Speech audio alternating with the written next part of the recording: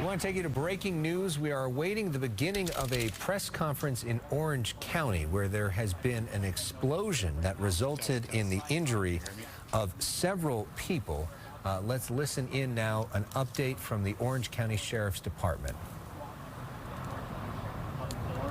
Test. Yeah, so while we listen, Marla Tea is joining the coverage now for Christine Devine as we approach the 6 o'clock hour. This is at the FBI training facility in Irvine.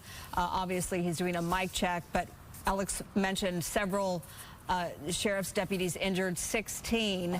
Most. Okay, let's go ahead and listen in. Sergeant Frank Gonzalez, I'm the public information officer for the Orange County Sheriff's Department.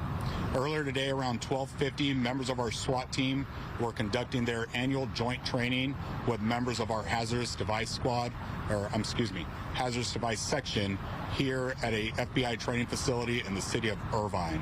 I just want to make sure to state that the FBI had nothing to do with the incident. They were just providing a training location for both of our teams.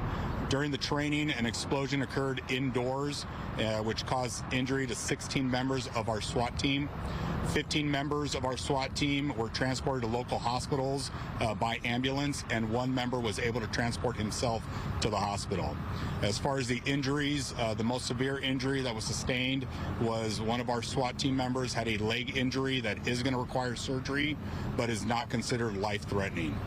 Two other members had superficial injuries. One was to a member's back, and the other injury was to a leg. Neither one of those are going to require surgery. 13 members were taken to local hospitals as a precaution because they had complaints of dizziness as well as ringing to their ears. Of those 13 members, many of them are already out of the hospital. This incident is going to be investigated by our department in coordination with the FBI.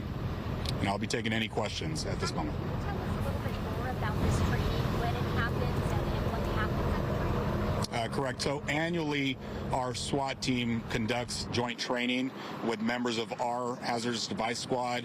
Now, as far as what the actual training is, I don't have details on what they were trained on today.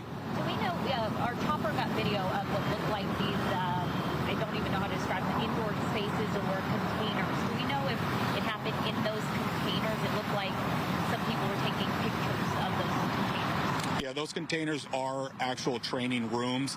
The incident did occur in one of those rooms. Did the explosion take place with a device they were working on, something that was part of the training, or was it something that they're used to working with?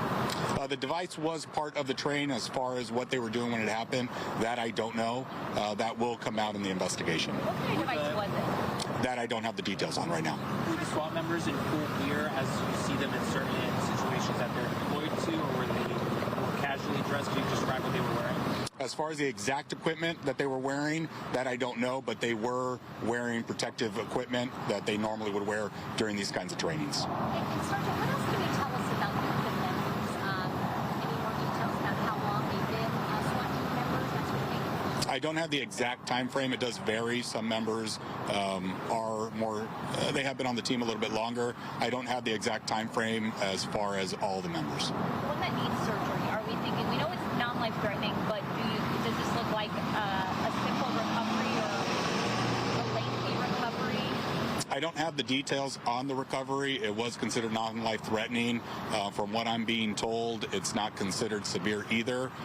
But as far as recovery, that I don't know. I mean, when you hear about something like this happening to your colleagues, I know it's a big department, but just that first initial call that you get that something has happened while training, what is that feeling like?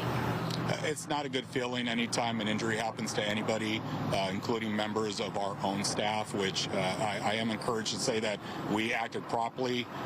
We have medical plans in place, and they were activated immediately because the safety of all our members is our utmost anytime we hold a training like this. This is a training facility that's used by other Orange County agencies as well to train, right? That I don't know.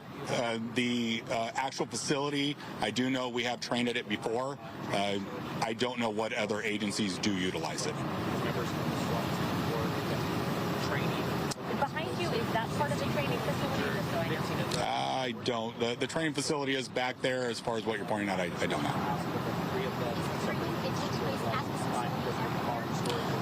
I don't know exactly where they do it every year. This year, the decision was to hold it here. I don't know exactly why. We have trained here before, though.